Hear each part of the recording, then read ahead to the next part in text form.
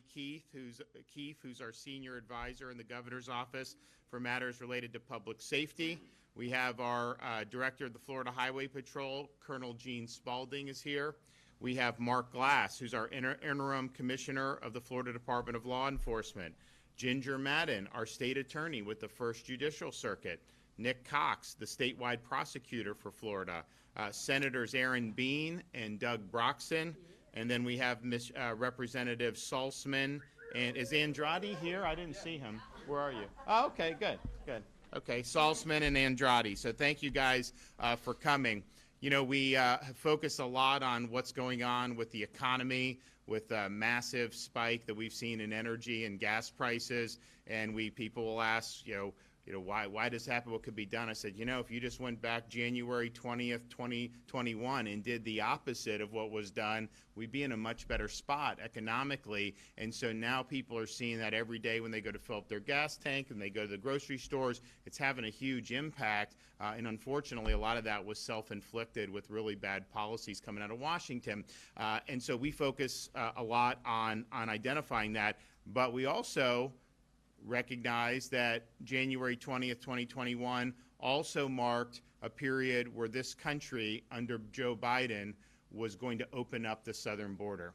And what we have seen in the year and a half during this administration is over 3 million people illegally cross the U.S.-Mexico border. And the most recent month was the biggest numbers that anybody has ever seen. And so you have people coming across illegally from countries all over the world. You have people from Central America, South America, the Caribbean, Africa, the Middle East. You've had Libyans. You've had people all over know if they just get to the southern border, you come in, they're just going to release you into society. And so what has that gotten us? It's gotten us record human trafficking, record sex trafficking, and record drug trafficking. We now in this country have the leading cause of death for people 18 to 45 is fentanyl overdose. Where is the fentanyl coming into the country from? 95% of it's coming from the U.S.-Mexico border. And so these policies have been catastrophic. It has caused a lot of really negative incentives.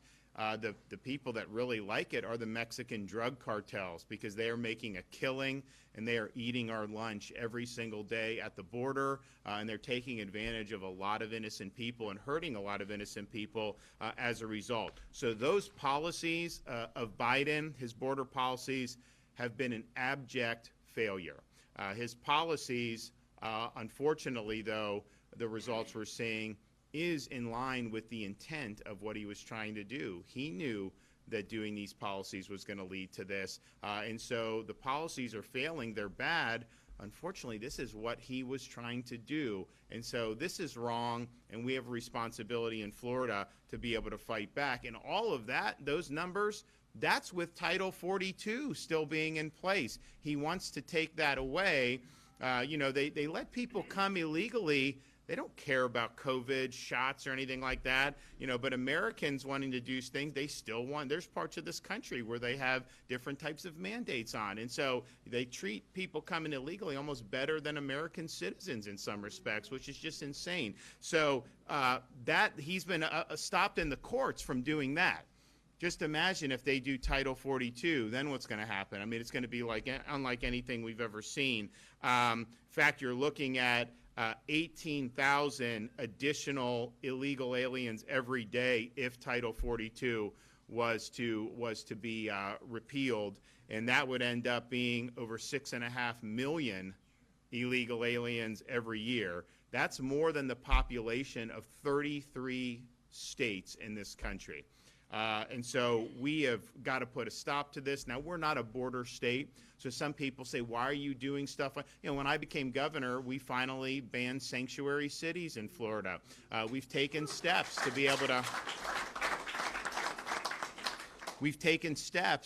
protect the people of Florida. We've done different announcements here where in fact, we're actually winning the lawsuit in federal court in Northwest Florida against Biden's catch and release policy, and you can't just release these folks in our communities. So we've been fighting this the whole time. But people will say, well, let Texas worry about that, or Arizona, or whatever. Let me tell you, people coming illegally, a lot of them are trying to get here in the state of Florida. Okay, and so this is something that absolutely affects us. The drugs that are coming in affect us, and then just the sheer number of people. If he's letting all these people in and they're going to all communities across our country, just think how many schools are going to be overwhelmed, other health care, other types of public services, just because they can't keep control of the border. So it has a profound impact on communities all across this country, and it does have a profound impact on people in Florida. And when I had state law enforcement helping Texas last summer, and a lot of the people that were coming illegally were asking about getting to Florida. I mean, I was surprised at how many. I knew some would, but I was surprised as even more. I mean, look, everyone in the United States wants to come to Florida. I guess everyone around the world. I mean, but what they also have done is they will take minors. So you will have, some are just children, 5, 6 years old. Some are more, teenage, mostly males. But they come across the border, and there's a program, a federal program, where they are supposed to be resettled in our country. So they will put these folks on planes, and they will fly them around the country in the middle of the night, and then secretly disperse them to these different, quote, nonprofit groups. And so what that has done is that has facilitated and incentivized putting these minors on this journey to be able to get across the, which is a hazardous journey and is not something that we should be wanting to incentivize, but that's been the effect of it. And so we're taking action today. This is a set of continuing steps that we've taken, and we will do more as circumstances warranted. But what I'm announcing today are 3 different actions. First, we got money in the budget, $12 million, to be able to keep illegals out of the state of Florida. And so we obviously need to implement that. What we have done to start is formed a strike force of state and local law enforcement to be able to interdict illegal drug smuggling, human trafficking, as well as illegals that are illegally carrying firearms throughout the state of Florida. So this will be Florida Highway Patrol, Florida Department of Law Enforcement, and the sheriff's offices across Florida. So they've already started operating in Northwest Florida with FDLE, FHP, and the 4 local sheriff's office, and they've already done 7 illegal aliens arrested for human smuggling and drug possession. 5 of the aliens were from Honduras, 2 were from El Salvador, and they're all now in jail.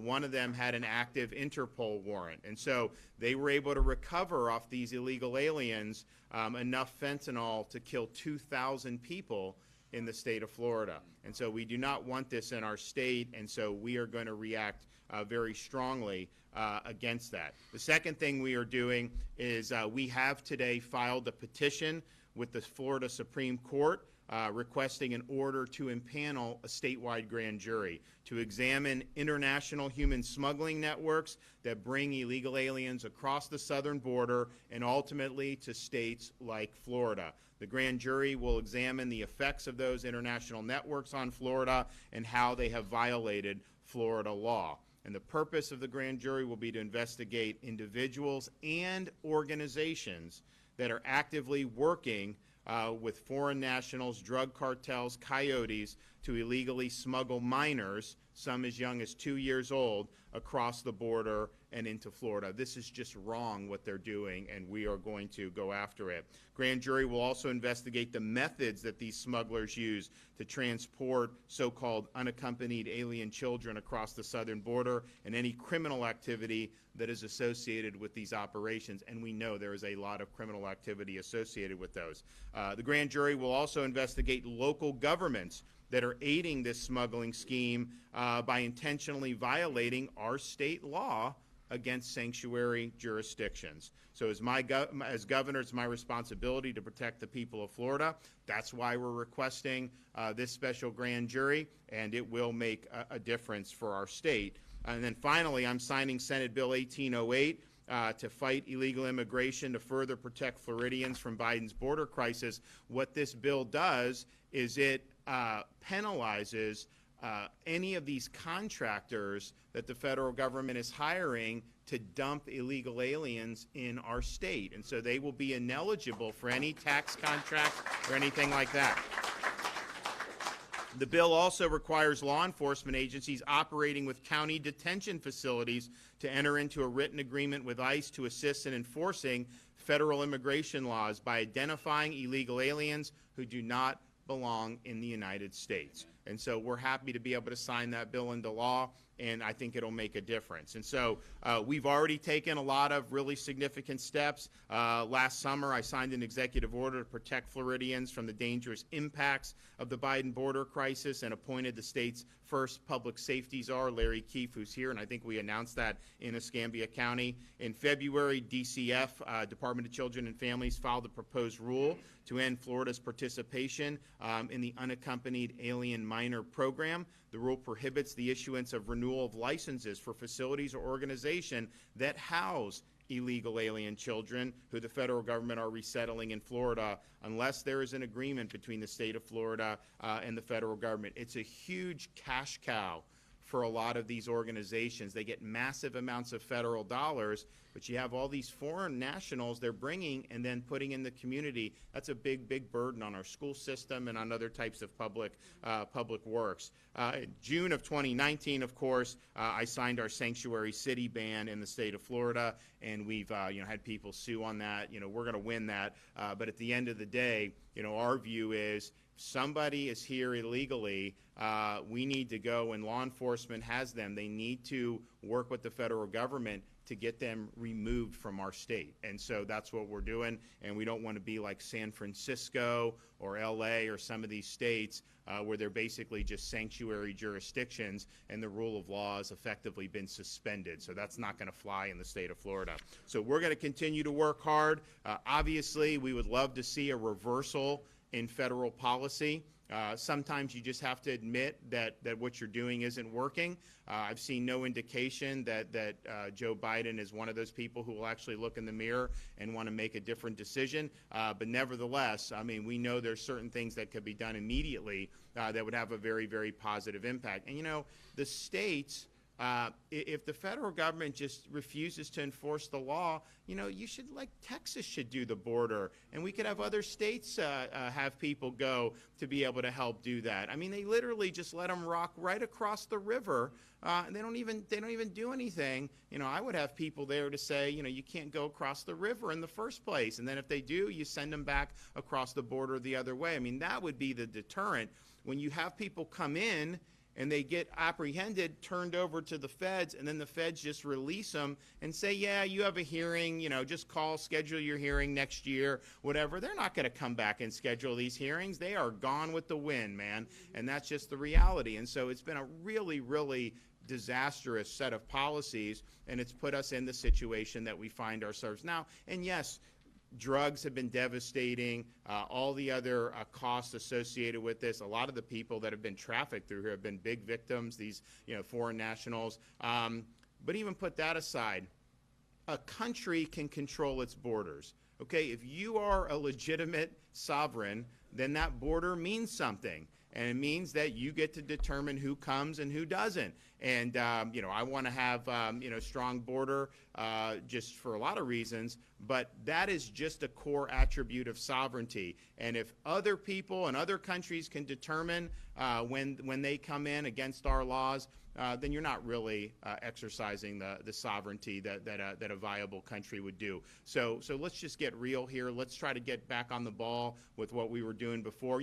There's more that needed to be done when Biden came in. I'll be the first to acknowledge that. But, he went in a totally different direction, and now we're having to try to clean up this mess after him. So we're going to work hard on it. I want to thank everybody here who's been involved in this effort. Thank the legislature for providing us some funding that we're going to have access to very soon to be able to continue to put these plans in effect. So we're going to hear from a number of folks. So we'll start with the Director of the Florida Highway Patrol, Colonel Gene Spalding. Good morning. Thank you, Governor. And I do want to thank Governor DeSantis and his administration for their unwavering support of not only this issue, but of state law enforcement, local and city law enforcement in the state of Florida. You know, I travel the country quite often and talk to my peers, and I think we are the envy of the nation when it comes to law enforcement and the support that we have here and the ability to do our jobs. Keeping illegal activity out of our state and off our roadways is a battle that can't be fought alone.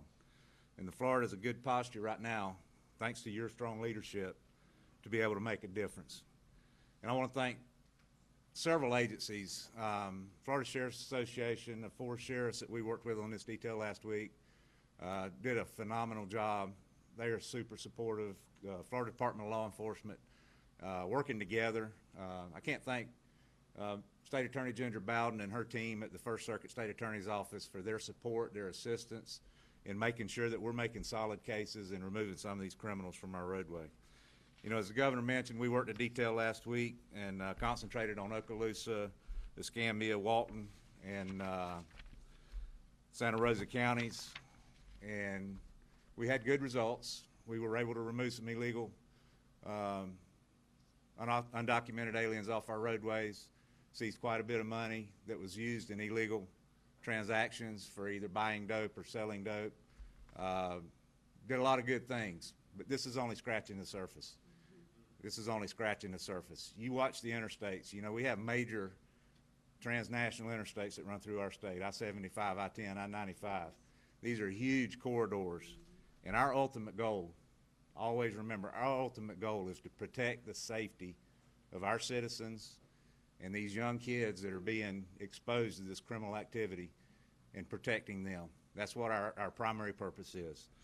You know, Florida's 12,000 miles of highway, and we're a growing economy, and it provides Floridians and visitors to our state opportunities to travel and work, and we want to keep them safe. Since January of 21, Florida Highway Patrol has made over 40 cases of human smuggling involving 150 undocumented passengers, resulting in over 140 smuggling charges. And I can't emphasize enough, that is just scratching the surface. If we were able to go out and dedicate full resources to this issue, it would be much higher than that, I'm confident. In 21, we seized over 9,750 pounds of marijuana, 115 pounds of cocaine, over 20 pounds of heroin, 250 pounds of meth, over $4 million in illegal U.S. currency that was used in contraband, and over $118 million in total seized contraband. These are huge numbers. 272 weapons, $4.3 million in other contraband. These numbers are outrageous. And like I said, there's more to be done. You know, Florida Highway Patrol is dedicating to interdicting criminal activity on our roadways. When you're talking about undocumented aliens, it really complicates the issue on trying to prosecute these cases, identifying them, making sure we have the right people. The people that we see that we're stopping and putting in jail that have been already deported prior to that traffic stop, we shouldn't have to be dealing with them, yet we are. So again, I can't say enough about our partnerships with our local law enforcement and the support of the governor and our legislature. I think this was a banner year for Florida law enforcement, and I'm proud to be a citizen of the state of Florida and able to work here under the leadership that we have. So thank you, Governor. Appreciate you, Governor.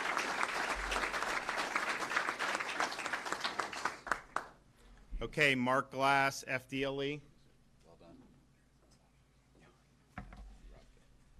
I'm Acting Commissioner for FDLE, Mark Glass, and I just want to tell you thank you for everything you're doing out here as citizens and supporting law enforcement. Also want to take the minute just to say thank you to the professionals here in criminal justice that made this possible for this operation.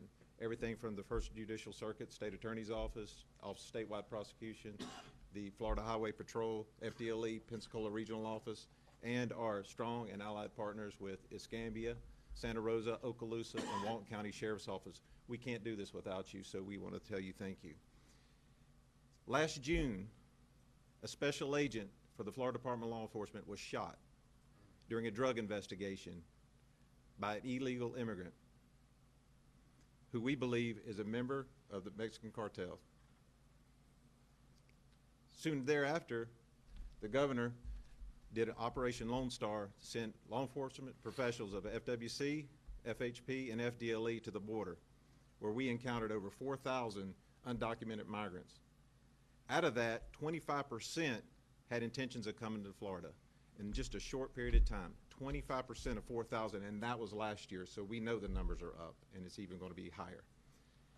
The effects of illegal immigration on our state present a very real and cost to our citizens, both in terms of increased crime and the stretching of law enforcement resources. As it relates to this operation, this was just a long 3 days for these law enforcement professionals behind me. But due to their unwavering sense and duty and their dedication to public safety, they spared untold Florida families the pain of being a victim of a crime. These folks in this room with you. You arrested some of the violent suspects before they could commit crimes in our great state. Because of their commitment and helping others and their dedication, they found a missing juvenile who is now reunited with her family. They also rescued 4 children that were being smuggled across the southern border into our state. We're just at the beginning of the investigation of all these arrests and these different things that you heard Colonel Spaulding reiterate what was discovered in just a short period of time. And we will be relentless in the pursuit of anyone who comes into our great state and is intended to commit crimes. Let me give you another little example of what these cartels and coyotes are doing to your neighbors. They are targeting your children, they're targeting other people in your neighborhood to go do something seems to be simple, which is on using social media apps to go out and try to go pick up some people at a known point and bring them into the state for a sum of money. Now, most people think that may be cool, I'm helping out, I'm helping these people to get to where they need to go. It's not cool. It's called human smuggling. It's called human trafficking. And like I said before, these law enforcement professionals behind me and the Florida Department of Law Enforcement will pursue relentlessly to make those type of charges, and you will be caught. But today is important to reflect on the success of this mission that we did in Northwest Florida and what it means to our Florida citizens. We'll never know the crimes that were prevented because of these men and women's hard work and the families who now won't be impacted by this violence. But this is the kind of boots on the ground law enforcement, police work that keeps our state safe, keeps you safer, keeps us all safe. Governor, I just want to tell you thank you for your commitment to Florida law enforcement, and I really, really appreciate everything you've done for us. Remember signing the K-9 legislation that was signed into law last week by you for retired police dogs? And people forget about them, but once they relentlessly go after and help these officers in their daily activities. And the salary increases and bonuses you've given to law enforcement officers, and how it has been great for our families, and to know that we have a commander-in-chief that is supporting us. Thank you, sir.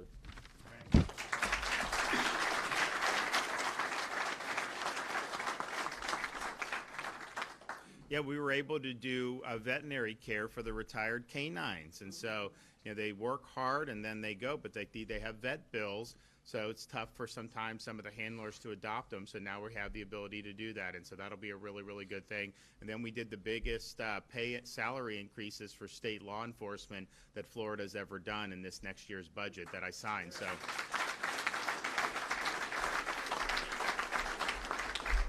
And second year in a row, all the municipal and county sheriff, police departments, firefighters, EMTs, for the second year in a row, they're getting a $1,000 bonus from the state of Florida. So that'll be a good one for them too. Okay, Ginger Madden, State Attorney. Good morning. Welcome, Governor, to the First Circuit again. We appreciate so much the attention that he continues to bring to the Northwest Florida Panhandle. And more importantly, we appreciate your leadership, Governor, in protecting the citizens of Florida against the increasing threat that we encounter daily due to illegal immigration. I appreciate my partners in law enforcement, Florida Department of Law Enforcement, Highway Patrol, each of the sheriffs in all 4 counties for the work that they do in addressing this crisis. Local and state law enforcement, they are doing a magnificent job as our first line of defense, but it is my job, it is the job of the state attorneys to follow those cases through to their proper result. And Governor, we're committed to doing that here in the First Circuit. The administration currently in Washington may not be controlling our nation's borders, but we are going to do everything that we can to control the borders of the state of Florida. We welcome everyone to our great state. We welcome everyone to enjoy our beautiful weather, all that we have to offer, but we do not welcome those that come across our borders illegally, who smuggle humans, who traffic humans, who bring deadly drugs into our state and sell it to our children and to our citizens and take the lives of our loved ones. We are committed in my office to doing all that we can.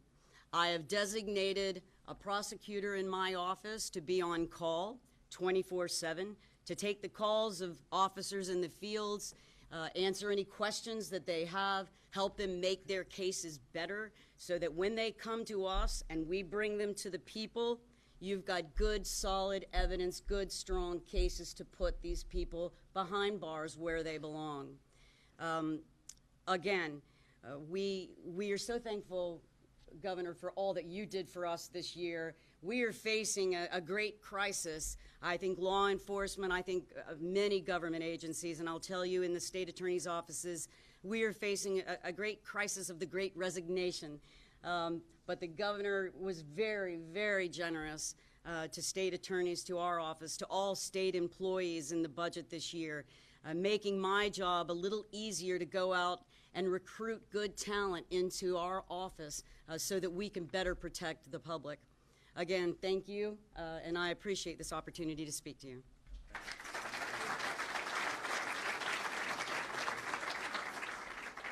Okay, from the governor's office, Larry Keefe.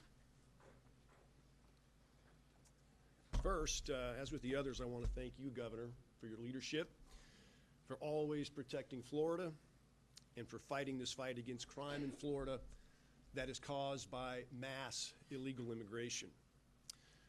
But we all know that Florida and the other states should not have to be leading this fight. Through the adoption of the United States Constitution, the states created the federal government.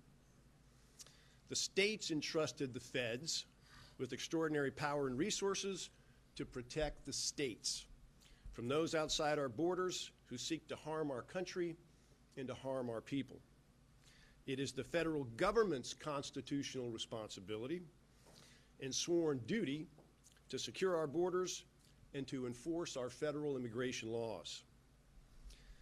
But the Biden administration has abandoned its constitutional responsibility and has violated its sworn duty by ordering our federal immigration enforcement agents on the Mexican border to stand down and to not do their duty. Florida and the other states are left to choose between submission and surrender or taking action to protect their sovereignty and to protect their people. Our governor is a man of action, and he is a fighter. There is no surrender, and there is no submission in him.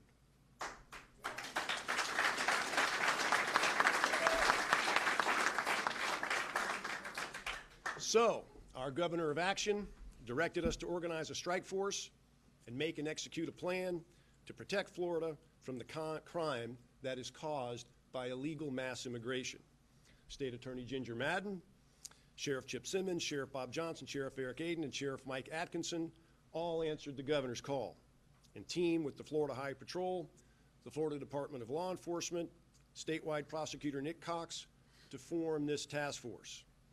The mission of the task force is simple. It's to detect, disrupt, and dismantle the human trafficking, drug trafficking, labor trafficking, sex trafficking, and human smuggling cartels that infiltrate Florida on our interstate highways.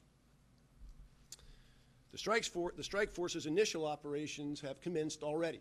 They began here in Escambia County and also in Santa Rosa, Okaloosa, and Walton counties. The operation that began right here will be reviewed, refined, and replicated throughout the entire state of Florida. It is very important to point out that the primary Florida leaders in this fight are elected by the Florida citizens, and they are directly accountable to them. Governor DeSantis, State Attorney Madden, Sheriff Simmons, Sheriff Johnson, Sheriff Aden, and Sheriff Atkinson have all sworn an oath to protect the people of Florida and defend the United States and Florida's constitutions. They have faithfully done and will continue to do whatever it takes to fulfill their constitutional responsibilities and to perform their sworn duties to protect the citizens of Florida. Our elected sheriffs and our elected state attorneys see most and know best the lawlessness and criminal chaos that is interwoven with this illegal mass migration on the streets of Florida's communities. They are our critical partners in this fight. We honor them, we respect them, and we need them. We will use every bit of the constitutional authority that we have to support them, to protect Floridians, and to fight this fight. So, Governor, we are your team. We thank you for directing this bold action, and we look forward to implementing the strike force operation in the days ahead. Okay, sir. Thank you.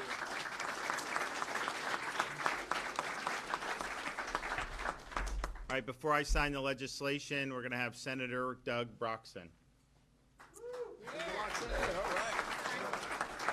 Thank you for being here, Governor. Good to see President Bean here. It's providential that you're here today because the big news is not you coming, but what you did. In today's paper, top fold, Florida takes ownership of Garcon Point Bridge.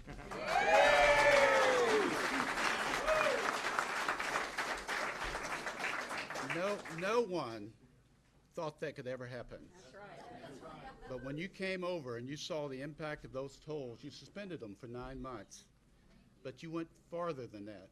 You said, we're going to own this bridge, and you fulfilled your promise. And if I could give you a big hug on behalf of our constituents, thank you for what you do. Yeah, thank you for your leadership. Happy to do it. All right. You can have that. All right, let's get over here. Come on up. All right. Come on in. Yeah, go ahead. And today's date is June what? 17th? Already. Okay. All right. Well. 17.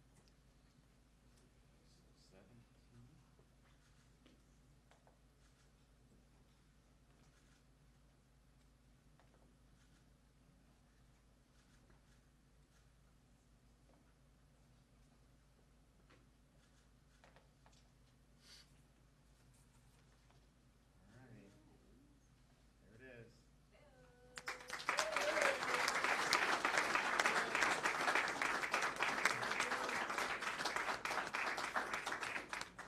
All right, who wants a pen? Huh? Anyone from the, Good job. from the. What I do.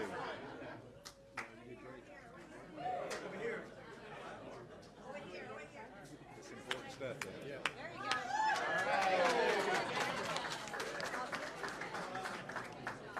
There we go. Okay, great deal. All right, anybody questions? Yes? Where does Northwest Florida rank among the other areas across the state affected by illegal immigration? Do you have any numbers? Well, I think that if you look, when it's coming from Texas, a lot of this is kind of one-offs. You know, we're prepared. One of the things I said is if Biden's busing people, you know, we're going to really want to stop the buses. They haven't done that. What it is these people trickle in. It's a few illegals here, a few illegals there.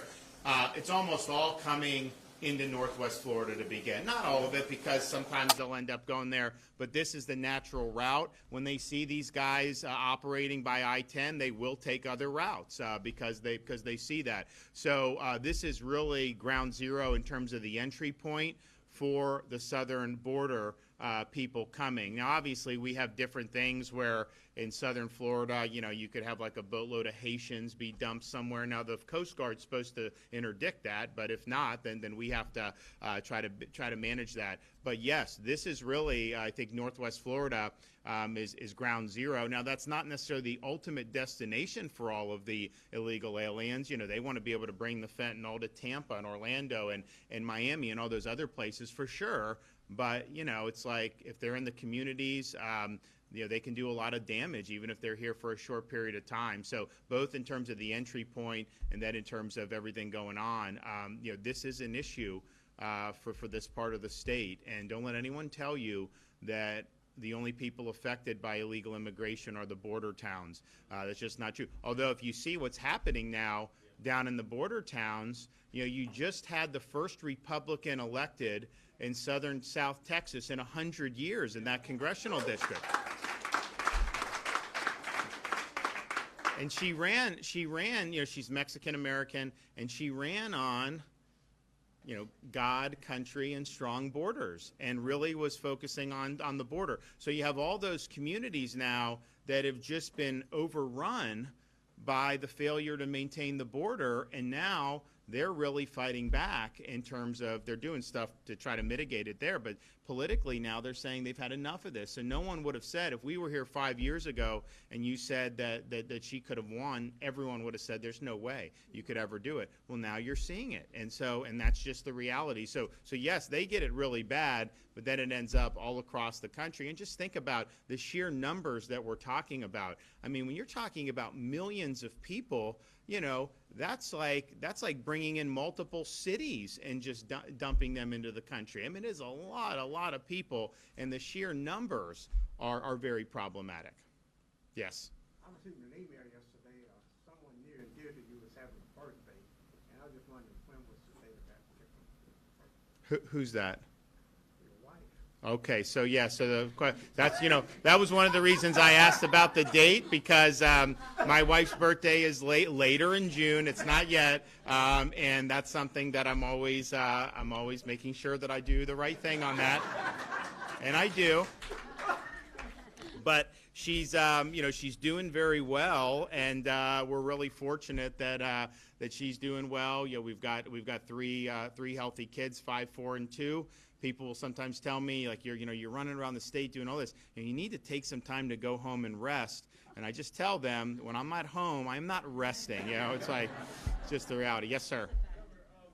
Any idea of how many companies or contractors were affected by that bill you just signed, and what kind of companies are they? Well, so I think we're looking at two things. One, bus companies, and there's been no buses that have come in the last however many months, and that's a good thing. We don't think that they should be busing people in. Any of the buses that have had foreign nationals on them, when law enforcement has stopped, those all were foreign nationals that did have visas to do agriculture work or something like that. And so that's legal, and so they're doing it. So I hope that we don't see, but my fear is that they're going to just start loading people on buses and sending them everywhere. So that'll be really, I think, these bus companies. Then you have some of these charter companies, these charter flights, which they're really only doing for the minors. And the minors with us is difficult because it is a federal program. It's being abused for sure, and then they're able to get into the airports because they're controlled by the FAA. But at the end of the day, what we've been seeing in the last 6 months has not been as much with the contractors, which is a good thing because that means it's smaller numbers. It's a bad thing in the sense it's harder to interdict because they look like any other car coming across, and so you got to have some intelligence to know what's going on. If you see a big bus, then that's an easy thing to be able to investigate right off the bat. Yep. Has the federal government in the past given the states any sort of warning that these migrants are being bused? No, they did not. Not this one, no. When Trump was president, we would get warning when things happen. With Biden, there's no warning. It's just in the middle of the night, and then you'll wake up and someone will say, yeah, they brought they brought a bunch of unaccompanied minors to. They're doing them all over the country. Most of the flights in Florida have gone to Jacksonville with that. And another issue that was raised, it's raised by our catch and release lawsuit. It's raised by some of the things that we want to do here is. When Trump was president, if I had an illegal alien in Florida that had committed a criminal offense, they would be prosecuted, and then when their sentence was up, ICE would pick them up and send them out. That's how it should be. Biden, the criminal aliens who get out of jail or get out of prison, he will release some of them into our communities rather than repatriate them. And it's like, if you're here illegally, you don't have a leg to stand on. But if you're here illegally and you've committed and been convicted of a criminal offense, you need to be on the first plane back to wherever the hell you came from. And that should be the policy. And so it's really, really reckless to be doing the release of even criminal aliens in the United States. And so we're, and that's one of the things, the sanctuary jurisdictions, we obviously ban that, and we're fighting to see if any of them are trying to work with these nonprofits and stuff to circumvent that. But in reality is, we have a sanctuary federal government right now because the federal government has just decided that it is not going to fill its responsibilities to follow the law and to properly execute the laws and Constitution of the United States. And that's, from the president on down, these people took an oath to support and defend the Constitution of the United States. And they are violating that oath of office with their reckless open border policies. So today, Florida fights back. Thank you.